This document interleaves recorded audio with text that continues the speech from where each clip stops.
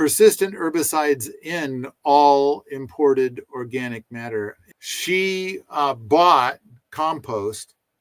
All of her garden almost immediately died after putting down a little bit of this compost. When she figured out that it had persistent herbicides in it, then she scraped up 18 inches of her topsoil, which she had been growing for like 15 years, and hauled it to the dump.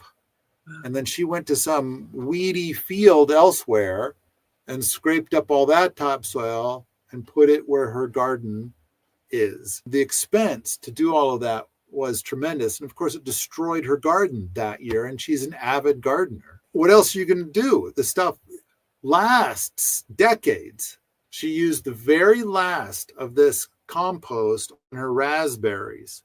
So just a little bit. And then she augmented with homemade compost. The raspberries on the right, that's from homemade compost. And the raspberries on the left is a mix of the homemade compost and the purchased compost.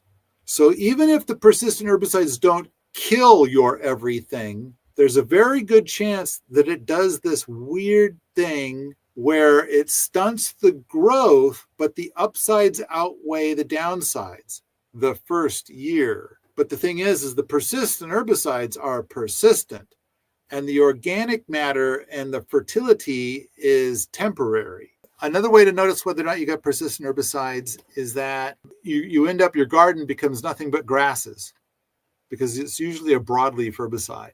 If you were to grow a grass hay in a persistent herbicide and cut the hay, dry it, bale it, and ship it out, that hay is loaded with persistent herbicides and will kill your garden. If you take that hay and you feed it to a cow, it goes through the cow, and the cow poop that comes out is still loaded with just as many persistent herbicides as it started with. Only it might even be a little bit more concentrated now. But even more, some of that persistent herbicide is now in the fat cells of the cow.